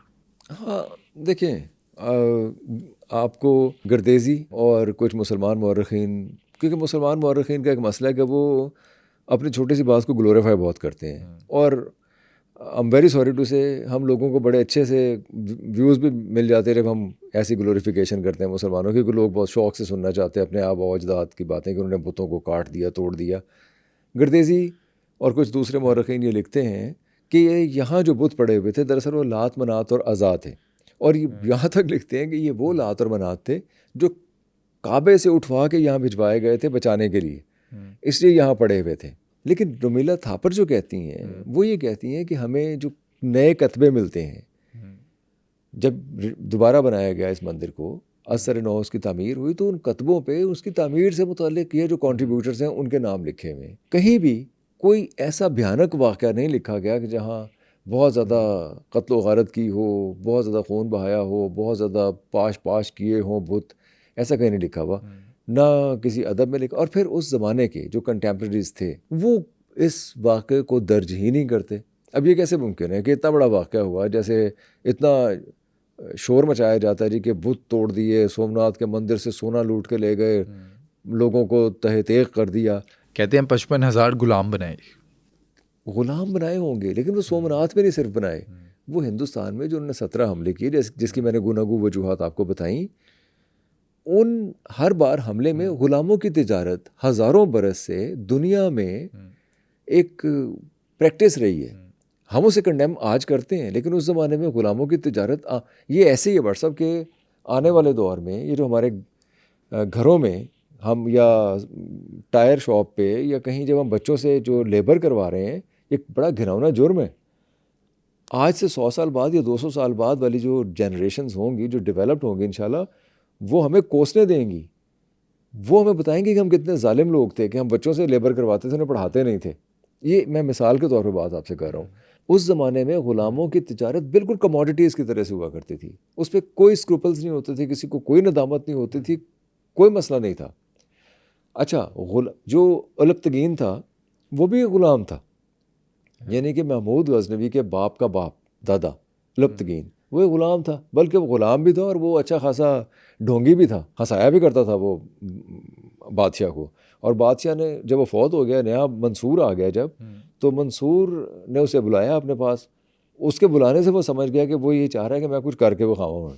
फिर उसने जाके हरात, कंधार, काबुल, ये इलाके फ़तह किए थे और सबुक्तगीन बन गया और फिर महमूद गजनवी बन गया। हाँ, ग़ुलाम बनाए होंगे। खोखरों के बारे ये मौजमदार लिखता है, मैं इसकी सेहत के बारे में कुछ नहीं कह सकता, लेकिन मौजमदार ये लिखता है कि महमूद गजनवी ने वापस जाते हुए गजना खोखरों से लड़ाई हुई थी, खोखरों को पकड़ लिया, फिर साथ लेके जा रहा था। फिर उसने सोचा मैं इन्हों कितने लेके जाना है, उसने फिर 2-2 टके का एक खोखर बेचा। अब ये मौजमदार लिखता है, गलत है सही है मैं कुछ नहीं कह सकता, लेकिन लाहौर से 20,000 गुलाम उसने लिए थे और 20,000 गुलाम सेंट्रल एशिया में जाके बेचे थे। उसका अपना जो सबसे चहेता लड़का था अयाज, गोल्डन बालों वाला, जिसके बालों से वो खेलता भी रहता था, जो कहता था हुजूर ये बाल भी आपके ही हैं, वो जो उसका चहेता लड़का था वो भी तो गुलाम ही था ना, वो उसके मरने के बाद आया था लाहौर। बहरहाल, तो गुलामों की तिजारत करना या गुलाम इकट्ठे करके लेके जाना, ये तो उस ज़माने का चलन था। अच्छा, जहाँ तक उन मूर्तियों के बारे में है कि जो सर कलम कर दिया उन मूर्तियों का, तो रोमिला थापर ये कहती हैं कि जैन मत के किताबों में, जो कि बड़ी ऑथेंटिक किताब है, क्योंकि ये याद रखिए सोमनाथ का मंदिर जहाँ था वहाँ जैन मत के मानने वाले ज़्यादा रहा करते थे। 10वीं सदी की बात है, जैन मत के मानने वाले थे। वो जैन मत की किताबों के हवाले देके ये कहती हैं कि उनमें लिखा हुआ है कि जी अव्वल तो किसी मूर्ति को नुकसान पहुंचा ही नहीं था, और अगर किसी को पहुंचा भी तो वो खुद ही ठीक भी हो गई थी। ये जैन मत की किताबों में है। फिर ये कि जो हमलावर हैं, अगर आप एक जगह पे, एक कौम पे, किसी एक क्लैन पे हमला करते हैं तो आपको तो ज़ाहिर है बहुत ब्रूटल बना के पेश किया जाता है ना, बहुत बारबेरियन बना के पेश किया जाता है। लेकिन उन किताबों में कहीं भी महमूद गजनवी का जिक्र नहीं है। हाँ, तुर्क का जिक्र है, किसी तुर्क का, वो तुर्क ही था, इस पर कोई शक नहीं है, लेकिन मलीच या तुर्क कहा गया है, महमूद कहीं नहीं कहा गया। अच्छा, ये गलत फहमियाँ फिर फैली कैसे? ये गलत फहमी फैलाई है अंग्रेज़ ने, और आप भी हंसेंगे कि शायद हम हर बात का इल्ज़ाम अंग्रेज़ को दे देते हैं, कुछ नहीं मिला अंग्रेज़ पे डाल दें, लेकिन ये सब हुआ। हिंदुस्तान में मुसलमान और हिंदू हज़ारों बरस से इकट्ठे रह रहे थे। अंग्रेज़ ने आके ये साबित करने की कोशिश की कि ये आपस में बरसरे पैकार थे, लड़ाइयाँ होती थी, एक दूसरे को कबूल नहीं करते थे। अगर किसी ने इनको मुत्तहिद किया तो वो अंग्रेज़ था। और ये कहने की ज़रूरत इसलिए पेश आई कि 1840 की अफ़गान वॉर के बाद, जहाँ उसे हज़ीमत उठानी पड़ी अफ़गानों के हाथों, वहाँ ये नैरेटिव बिल्ड करना ज़रूरी हो गया था। बल्कि इसमें एक बड़ी दिलचस्प बात है, एक इनके एलन ब्रो थे, लॉर्ड एलन ब्रो, उन्होंने कहा कि जी वापस आए अफ़गानिस्तान से फ़ौजें, और आते आते ज़रा महमूद गजनवी के गजना में जाएं मकबरे पे, वो थेड़े दरवाजे लगे हुए ना, वो ज़रा कट के ले आओ, वो सोमनाथ तो लेके गया है। लॉर्ड एलन ब्रो ये हुक्मनामा जारी कर रहे हैं कि आप उसके मकबरे से वो दरवाजे उखाड़ के लाएं। वो दरवाजे जब चेक किए गए तो पता चला वो दरवाजे तो हिंदुस्तान के हैं ही नहीं, वो तो लकड़ी है ही नहीं हिंदुस्तान में जहाँ के दरवाजे हैं, वो तो वही अफ़गान की कोई लकड़ी है जहाँ के दरवाजे हैं। लेकिन हुक्मनामा, ये बाद में डिबेट हुई, ये डिबेट पार्लियामेंट के अंदर भी हुई, बरतानवी पार्लियामेंट के अंदर। यार पागल है, कह रहे हो दरवाजे फूट के ले आओ, जहाँ के दरवाजे हैं ही नहीं हिंदुस्तान के। वो कहना इसलिए ज़रूरी था, कोई महाराजा रणजीत सिंह ने कह दिया कि जगन्नाथ के जो मंदिर है ना, उसकी वो चीज़ें मुझे वापस करें, मेरे आप यहाँ से लेके गए हैं। जेम्स मिल ने एक्चुअली ये नैरेटिव बिल्ड किया कि अंग्रेज़ों ने जाके हिंदू और मुसलमानों को इकट्ठा किया, वरना ये तो आपस में लड़ते रहते थे। तो ये नैरेटिव इसलिए बयान करना ज़रूरी था कि आप महमूद को बहुत ही फ्रोशियस दिखाएं। होगा, जैसे हमलावर होते हैं, हिंदुस्तान पे हमले तो होते ही थे भाई। अब आप ये देखें कि बहुत से हिंदू भी मंदिरों पे अटैक कर दिया करते थे, सियासी ताकत को ख़त्म करने के लिए अपने मुखालिफ की। दक्कन में ऐसे हुआ, हिंदुओं राजे महाराजाओं जब अटैक किया तो उन्होंने हिंदू मंदिरों पे भी अटैक किया, क्योंकि मंदिर भी तो आपकी सितवत का, ताकत का इलामत हुआ करते थे ना। मंदिरों के पास बहुत सी कमाई हुआ करती थी, मंदिर ऐसे तो ईंट गारा पत्थर ही नहीं हुआ करते थे, मंदिरों की कमाई थी बहुत ज़्यादा। उस कमाई को लूटने के लिए, उस कमाई को लूट के अपने मुखालिफ की कमर तोड़ने के लिए अटैक हुआ करते थे। तो इस बात से कतई नज़र के जैसे अगर मुसलमानों की हुकूमत को या मुसलमानों पे हमलावर हो के महमूद गजनवी लूट मचा रहा है, तो हिंदू जो थे राजे वो भी लूट मचाया करते थे दूसरों के मंदिरों पे अटैक करके। अगर हम न्यूट्रल फैक्ट्स को देखें, राजा जयपॉल हमारे हीरो है या महमूद गजनवी? क्योंकि कुछ अरसे पहले ख्वाजा आसिफ साहब ने भी एक बयान दिया। वो कहते हैं महमूद गजनवी कहाँ का हीरो आ गया, वो तो लुटेरा था जिसने लूटे इधर आकर। ख्वाजा साहब किसी हद तक ठीक कह रहे हैं। किसी हद तक या ठीक नहीं, किसी हद तक ठीक कह रहे हैं। उसकी वजह कि ख्वाजा साहब या मैं या आप, हम लोग महमूद को या कासिम को या अब्दाली को या ना इसलिए कबूल कर लेंगे क्योंकि वो मुसलमान थे। अब ये हमारी सोच का अंदाज़ है। अगर तो हम अपने आप को ज़मीन से जोड़ते हैं, अगर तो हम पहले समझते हैं कि हम हिंदुस्तान के, भारत के, इंडियन सब कॉन्टिनेंट के रहने वाले हैं और हमारी जुड़त इस ज़मीन के साथ है, तो फिर हमारे हीरोज़ डिफरेंट होंगे। फिर हमारा हीरो चंद्रगुप्त मौर्य भी हो सकता है, अशोका भी हो सकता है, गुप्ता ख़ानदान भी हो सकता है, चौहान ख़ानदान भी हो सकता है, फिर पांड्या ख़ानदान भी हो सकता है। ये डिपेंड करता है आप कहाँ रहते हैं। महाराजा रंजीत सिंह भी हो सकते हैं। लेकिन यहाँ एक बहुत बड़ी बहस है जो चलती आ रही है और चलती रहेगी कि वतन, ज़मीन ज़्यादा इम्पोर्टेंट है या नज़रिया। असल में ये सारी बहस, सारी लड़ाई यहाँ से शुरू होती है। अगर मैं समझता हूँ कि मेरा नज़रिया मेरे साथ है तो मैं दुनिया की किसी भी ज़मीन पे जाके रह सकता हूँ और दुनिया की कोई भी ज़मीन मेरी ज़मीन हो सकती है, दुनिया का कोई भी ग्रुप, कोई भी नेशन मेरी नेशन हो सकती है। अगर मेरा नज़रिया मेरे साथ है तो मुझे किसी और चीज़ की ज़रूरत नहीं है। तो फिर मैं अपने हीरोज़ नज़रियाती असास में ढूंढूंगा। वो वॉरियर भी हो सकते हैं, वो लुटेरे भी हो सकते हैं, वो जंगजू भी हो सकते हैं, वो बादशाह भी हो सकते हैं, वो राजा भी हो सकते हैं। ये गलत है, ये सही, लेकिन ये होता आ रहा है। लेकिन होता ये क्यों है? होता इसलिए है कि हम जब कहीं ना कहीं अपनी आइडेंटिटी को, हमारी आइडेंटिटी अनफॉर्चुनेटली कोई साइंस की तरक्की में, टेक्नोलॉजी की तरक्की में या इजादात के लिए या डिस्कवरीज़ के लिए हम अपने आइडेंटिटी बिल्ड नहीं कर सके। तो हमें भी तो कोई आइडेंटिटी चाहिए ना। वो आइडेंटिटी फिर हम ऐसे ढूंढते हैं कि साढ़े पुरख है होंगे सन, बड़े है होंगे सन, वो साडा राजा साडा है, वो बादशाह हमारा है, वो जंगजू हमारा है। तो ये आइडेंटिटी के लिए करते हैं। ख्वाजा साहब इस लिहाज से ठीक है। अगर इस ज़मीन की बात करते हैं तो भाई महमूद और कासिम तो बाहर से आए थे। वो आए तो अपने मकासद हासिल करने के लिए थे। ना उन्होंने यहाँ पे कोई बहुत ज़्यादा इंतज़ामी सेटअप किए और ना उनकी कोई जिम्मेदारी थी इंतज़ामी सेटअप करना। हिंदुस्तान के जो लोग थे वो खेती बाड़ी करने, वो आपस में लड़ते रहते थे। हिंदुस्तान में हमेशा लड़ाइयाँ होती रही हैं, राजवाड़ों की आपस में लड़ाइयाँ होती रही हैं, लेकिन वो बाहर किसी पे हमला नहीं करते थे। वो इसलिए हमला नहीं करते थे, वो कभी एक हुए ही नहीं। आप कभी इकट्ठे नहीं वगैरह हो सकते, आप इकट्ठे होते तो आप भी किसी कौम पे हमला कर देते। ये नैरेटिव का फ़र्क है, सोचने के अंदाज का, पर्सपेक्टिव का फ़र्क है। अगर आप मुझसे पूछते हैं तो मैं तो ये समझता हूँ कि महमूद गजनवी या कासिम वो इस ज़मीन के हीरोज़ नहीं हैं। वैसे हीरो हैं, मुसलमानों के हीरो हो सकते हैं, उस नज़रियाती असास रखने वाले लोगों के हीरो हो सकते हैं अगर कोई ऐसे सोचता है तो। राजा जयपॉल के अंदर क्या कमज़ोरियाँ थी जो उसे शिकस्त होगी महमूद से? राजा जयपाल के जो आसपास के राजे थे वो इकट्ठे नहीं हुए।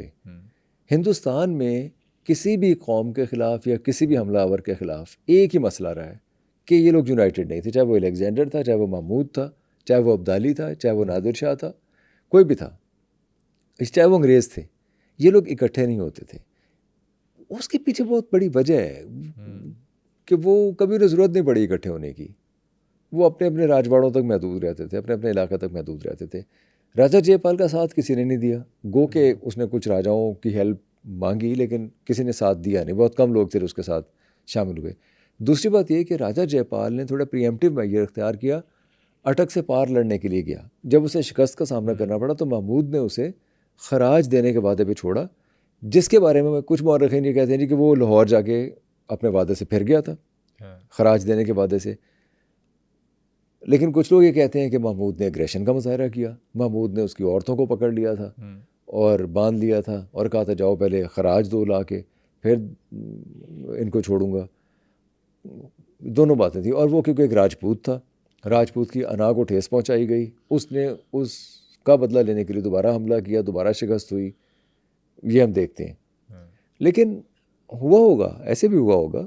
लेकिन मौरख़ीन जो हैं वो मैंने अर्ज़ किया ना, ये जहाँ कोई नोट इनसे खुलती नहीं है वो काट देते हैं कि जी खराज नहीं दिया होगा। हालांकि कमज़ोरियाँ थीं। कमज़ोरी ये थी कि महमूद की तरह टफ फौज थी नहीं राजा के पास। महमूद की तरह से जो टेक्निक थी लड़ने की, ओवरवेलम कर देने की, और वो उनके पास नहीं थी। उसकी बहुत बड़ी वजह कि वो बड़ी आराम व आसाइश के कायल थे, उसमें रह रहे थे। उनकी बड़ी खूनखार किस्म की जंगें यहाँ पे हिंदुस्तान में हुआ ही नहीं करती थी। यानी आप ये देखें ना, काबुल से लेके टेक्सला तक तो राजा जयपाल की हुकूमत थी। वहाँ हमें इससे पहले कोई बहुत बड़ी बड़ी जंगें नज़र नहीं आती। गंधारा में, फिर वो लाहौर में आ गए, यहाँ भी कोई बहुत बड़ी जंगें नज़र नहीं आती। महमूद के बाद बल्कि ज़्यादा जंगें हुई। तो एक तो वो जो कमज़ोरी थी ना लड़ने की, टेक्निक की, साथ ना देने की राजाओं के, और फिर साहिब सरबत होने की। ये अमीर थे, इनके पास दौलत थी, इनके पास ज़मीन थी।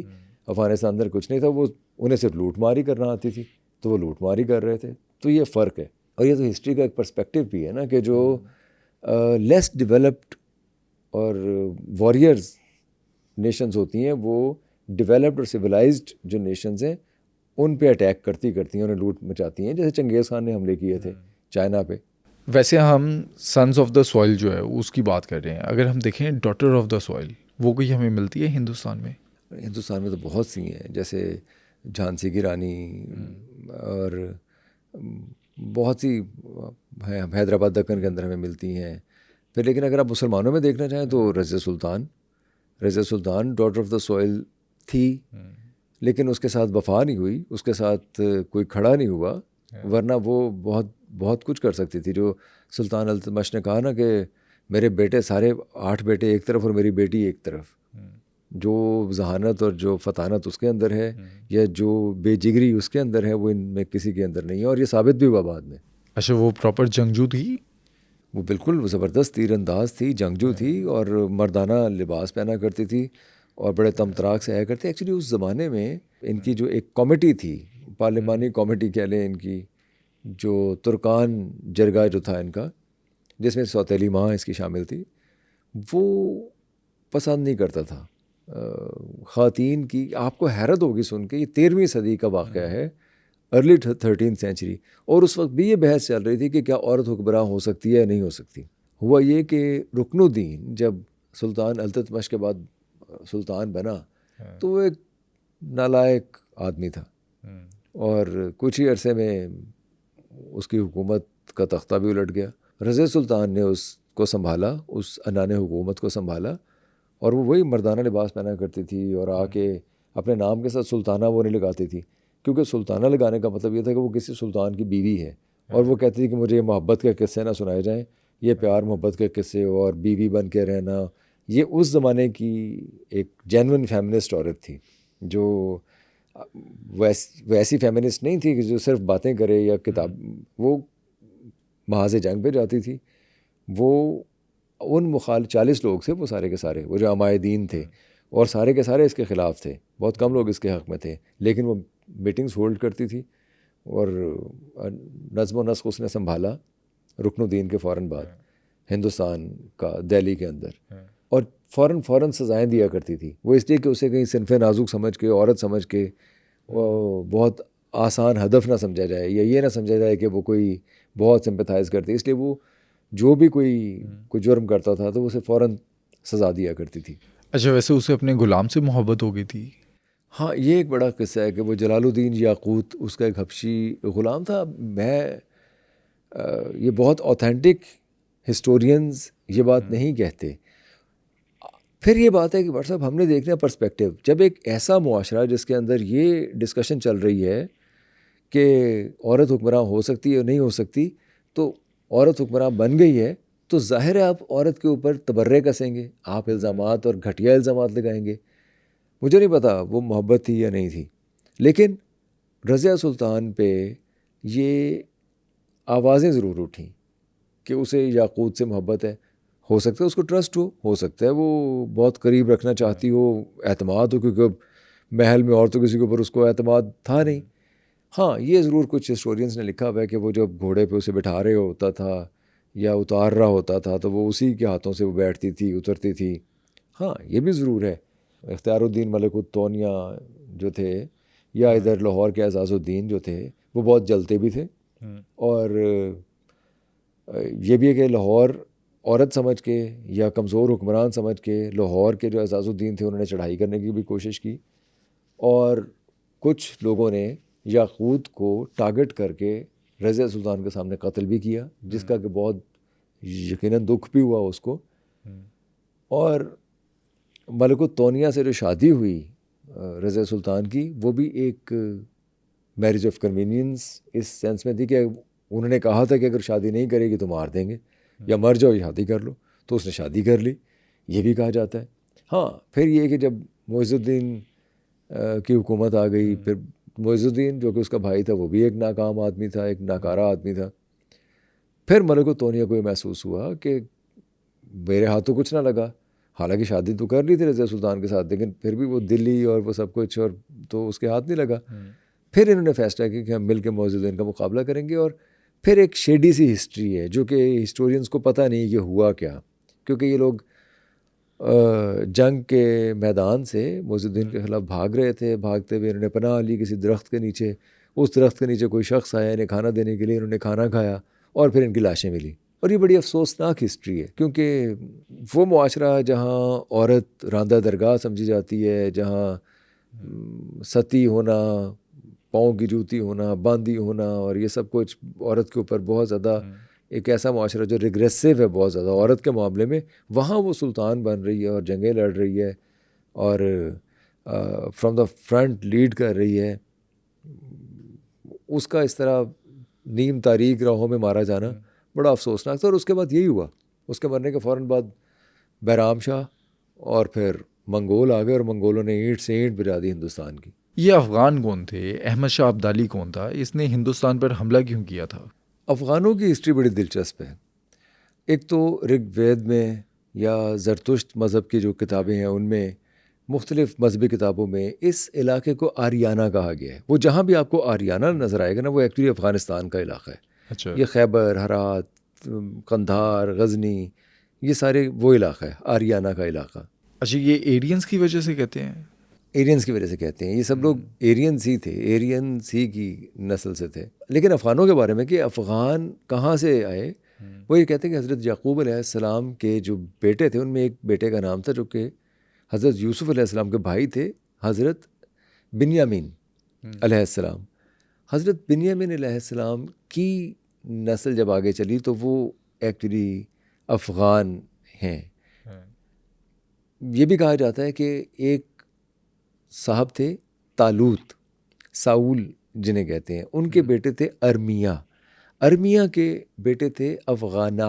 अफ़गाना की जो परवरिश है वो हज़रत दाऊद अलैहिस्सलाम ने की थी, और उन्हें सिपा सलार मुकर्रर किया था हज़रत सुलेमान अलैहिस्सलाम ने। हज़रत सुलेमान अलैहिस्सलाम के बाद इनके 12 कबीलों में फूट पड़ गई। 10 कबीलों ने यरबाम का साथ दिया और 2 लोगों ने रिजाम का साथ दिया, यानी कि यहवा ने और बिन्यामीन ने, यानी ये जो कबाइल थे इन्होंने रिजाम का साथ दिया। लेकिन फिर कहा जाता है कि मरूर ज़माना से कि यहवा और इज़राइलिया की जो रियासत उन्हें अशूरियों और बाबुलियों ने, असीरियंस ने और बेबीलोनियंस ने तबाह कर दिया था। अच्छा, अब बाबुल का जो बख्त नसर था उसके बारे में कहा जाता है कि जब बाबुलियों ने इन पे हमला किया तो 1 लाख लोगों को अपने साथ ले गया, यानी 1 लाख जूस को अपने साथ ले गया और उन्हें शाम, इराक़, ईरान के आसपास के इलाक़ों में बख्त नसर ने बसा दिया, जिनमें से कुछ लोगों ने उसके अताअत को कबूल नहीं किया और वो वहाँ से भाग गए। कुछ हिंदुस्तान आ गए, कुछ अफ़गानिस्तान आ गए, कुछ मिस्र भाग गए। तो फिर ये कहा जाता है कि एक कबीला जो बनी पुख्त था, यानी उन कबीलों में से जिन्होंने अताअत को कबूल नहीं किया, बनी पुख्त कबीला, वहाँ से पख्तून नाम पड़ा।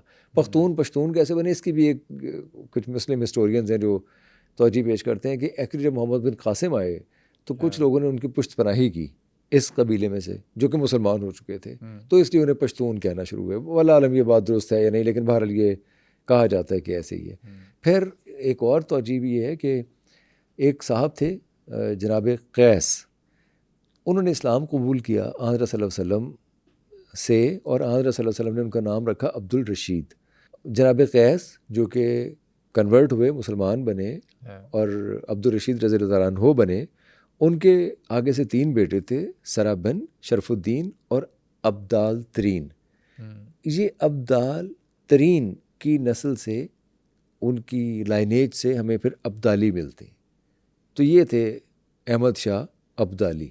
अच्छा, हुआ ये कि अफ़गानिस्तान कोई मुल्क नहीं था, अफ़गानिस्तान का कोई नाम नहीं था, अफ़गानिस्तान कोई महज एक इलाका था। अच्छा, ये इलाका हिंदुस्तान में था या ईरान में? ये इस पे ईरानियों की भी अमलदारी थी, इस पे हिंदुस्तानियों की भी अमलदारी थी। कभी कंधार पे ईरान का इन्फ्लुएंस होता था, कभी काबुल पे हिंदुस्तान से इन्फ्लुएंस किया जाता था। तो ये दोनों के इन्फ्लुएंस में था और दोनों आपस में लड़ते भी रहते थे, प्रॉक्सी वॉर्स भी होती रहती थी। इवन ये मुग़लों के ज़माने तक हमें नज़र आता है कि ये हो रही हैं। अफ़गान कभी कुछ लोग मुग़लों की गोद में जाके बैठ जाया करते थे, कुछ लोग मुग़लों की अताअत को कबूल नहीं करते थे। तो इनकी मुग़लों के साथ भी, जैसे अब्दाली ने जो शाह आलम सानी था उसको बहाल कर दिया था, लेकिन अब्दाली मुग़लों के ख़िलाफ़ लड़ा भी। लाहौर में उस ज़माने में ज़करिया ख़ान की हुकूमत थी, जो गवर्नर था ज़करिया ख़ान था। हमने एक मकबरा डिस्कस किया होगा, शरफुन्निसा का मकबरा। जी। एक ख़ातून है, वो ज़करिया ख़ान की बहन थी, जिनका मकबरा बेगमपुरा में है। वो ज़करिया ख़ान, वो जो गवर्नर है, उसकी बहन थी। ज़करिया ख़ान के बेटे तो वैसे उनके 3 हैं, जिनका नाम है शाहनवाज़, याहिया ख़ान और मोहम्मद बाक़ी। मोहम्मद बाक़ी बहुत ज़्यादा इंटरेस्टेड नहीं थे पॉलिटिक्स में, लेकिन शाहनवाज़ और याहिया अपने बाप के मरने के बाद, यानी कि ज़करिया ख़ान के मरने के बाद, उसकी दौलत के पीछे पड़े। किसको मिली? दौलत मिली याहिया ख़ान को, लेकिन हुआ ये कि हिंदुस्तान पे हुकूमत थी मोहम्मद शाह की। मोहम्मद शाह के एक वज़ीर आज़म थे कमरुद्दीन। कमरुद्दीन के दामाद थे याहिया ख़ान। याहिया ख़ान, उस ज़माने में एक रिवायत थी कि जब कोई बहुत बड़ा लॉर्ड या कोई मनसबदार जब फौत हो जाया करता था, तो उसकी ज़मीनें या जायदाद भाग के सरकार ज़ब्त हो जाया करती थी। तो वह ज़ब्त हो गई। शाहनवाज़ और याहिया ख़ान दोनों लेना चाह रहे थे वो ज़मीन या जायदाद। याहिया ख़ान क्योंकि दामाद था कमरुद्दीन का, जो कि वज़ीर आज़म थे मोहम्मद शाह के, तो उसके लिए वो ज़मीनें बहाल हो गई। इसने अपना हिस्सा मांगा, उसने, याहिया ख़ान ने वो हिस्सा नहीं दिया। शाहनवाज़ के पास मुल्तान की अमलदारी थी और याहिया ख़ान के पास लाहौर की अमलदारी थी। शाहनवाज़ ने याहिया ख़ान पर चढ़ाई कर दी, याहिया ख़ान को कैद कर लिया। लेकिन शाहनवाज़ को ये पता था कि वो याहिया ख़ान को बहुत लंबे अरसे तक कैद नहीं कर सकेगा। इन्फ्लुएंस ज़ाहिर है वो करेगा कमरुद्दीन उसका सुसर है। उसने एक चाल चली। क्या चाल ये चली कि उसने अहमद शाह अब्दाली के साथ रवाबत बढ़ाने शुरू कर दिए। यहाँ देखिए, अब ये जो लिख रहे हैं ये मुस्लिम मौरख़ीन हैं, ये मुस्लिम मौरख़ीन का नैरेटिव है कि जी ये तो लाहौर से दावत दी गई थी, ये तो शाहनवाज़ ने दावत दी थी अब्दाली को कि वो आएँ और आके हमारे साथ कोई डील वील करें और लूट लें। मतम नज़र तो लूटना नहीं था, लेकिन ये जहाँ मैंने अर्ज़ किया ना, जो नोट आपसे खुली नहीं आपने काट दी, कि जी इन्होंने कहा था। अब यहाँ ये हो रहा है कि शाहनवाज़ ने अपने ताल्लुकात डेवलप करने की कोशिश की। मोहम्मद नईम उनका एक एम्बेसडर था, उसको भी भेजा, वो तोहफ़े तहफ़ लेके आ भी गया। अहमद शाह अब्दाली के साथ ये पैक्ट भी हो गया कि वज़ीर आज़म ये बनेंगे, यानी अब्दाली आएंगे, हमला करेंगे, लूट मचाएंगे, उसके बाद ये उनके परवरदा होंगे, शाहनवाज़ और शाहनवाज़ वज़ीर आज़म बन जाएंगे। अग्रीमेंट पे साइन हो गए, पक्की मोहरें लग गई और कमरुद्दीन को किसी ने बता दिया जी ऐसे दया हो रहा है, वो तो अहमद शाह अब्दाली के नाल ज़रा अहदो पैमा कर रहे। कमरुद्दीन ने एक चाल चली। क्या? शाहनवाज़ ने मोहम्मद नईम को कमरुद्दीन के पास भी भेजा हुआ था मोहम्मद शाह से मिलने के लिए, मुआफ़ी मांगने के लिए कि जो कुछ गलत फहमियाँ उसके बारे में फैलाई जा रही थी। कमरुद्दीन ने एक लेटर लिखा, उसने कहा जी मैंने माफ़ कर दिया, कोई मसला नहीं, कोई ऐसी बात नहीं, आप ही रिलैक्स हो जाए। जब उसने ये सुना, वो उसके पकड़ में आ गया और अहमद शाह अब्दाली के साथ राब्ते मुनक़ते कर दिए। अहमद शाह अब्दाली बैठा उड़ीक रहे, मैं कदों हमला करना यार, कदों मैंने टाइम लभना हमला करने वास्ते, ये मुस्लिम मौरख़ीन कह रहे हैं। उधर अफ़गानिस्तान के अंदर मरकज़ियत का एक मामला चल रहा है कि कौन लीडर होगा, और वहाँ मुख्तलिफ़ कबीले इकट्ठे हो रहे हैं, वो अपने अपने लीडर का नाम तजवीज़ कर रहे हैं। नूरुद्दीन एक उनका लीडर था जो कि बहुत ज़्यादा अच्छे वोट के साथ जा रहा था आगे। अहमद शाह अब्दाली जाया करता था, जाके चुप करके बैठ के बातें सुन के आ जाया करता था। हुआ ये कि उसी मसले पे, लीडरी के मसले पे, बादशाह बनने के मसले पे अफ़गानिस्तान के तलवारें तक निकल आईं। जब तलवारें निकल आईं तो ये कहा जाता है कि साबिर शाह, जिनका असल नाम था रज़ा शाह, जिनके वालिद भी एक मुत्तक़ी परहेज़गार आदमी थे, एक सूफ़ी मनश आदमी थे, साबिर शाह के ऊपर भी सबका इत्तफ़ाक़ था। साबिर शाह ने सबको रोका। साबिर शाह लाहौर से थे, ये जो मैंने अर्ज़ किया ना लेडी वेलिंगटन के पास जिनका मकबरा है। उन्होंने अहमद शाह अब्दाली का हाथ पकड़ा और उन्होंने कहा कि तुम बादशाह दोरून हो, तुम बादशाह हो, आज के बादशाह हो। वो दुरानी नाम कहते हैं, वहाँ से लिया, जो कि रज़ा शाह साहब ने उनको दिया, और लोगों से कह दिया कि अगर तुमने इसकी अतात ना की, अगर तुमने इसकी बात ना मानी, अगर इसे तुमने इमाम ना माना या बादशाह ना माना, तो तुम पे अजाब आएगा, तुम लोग सारी ज़िंदगी भटकते रहोगे, मार खाते रहोगे। लोगों ने मान लिया। लोगों ने मान ली। इस तरह से अब्दाली बादशाह बन गया। 40,000 फौज भी इकट्ठी हो गई, पैसा भी इकट्ठा हो गया, लेकिन करना की है, जाहिर है बूटी ही मकसद था। उस ज़माने का चलन ही ये था कि आप इर्द गिर्द हमला करते, तो बड़ा अच्छा बहाना भी सामने मौजूद था कि शाहनवाज ने बात नहीं मानी, अपने एग्रीमेंट से फिर गया। तो अब अहमद शाह अब्दाली फ़ौज लेके बढ़ा हिंदुस्तान की तरफ, पेशावर की तरफ। रास्ते में कहते हैं कि भेरा के पास आके, ये जो पंजाब के कुछ इलाके में आके, उन्होंने साबिर शाह साहब को एक मोतमिद ख़ास के साथ शाहनवाज के पास भेजा कि कुछ बात आगे चलाई जाए। शाहनवाज ने साबिर शाह साहब को शहीद कर दिया। अब ये उनके पीर भी हैं, उस्ताद भी हैं, और ख़ुद वो दिल्ली भाग गया। अहमद शाह अब्दाली ने हमला कर दिया। फिर एक हमला नहीं हुआ, फिर मुसलसल हमले होते रहे। ये वो दाग बेल थी जो अहमद शाह अब्दाली के हमले की मुस्लिम हिस्टोरियंस कहते हैं यहाँ से डली।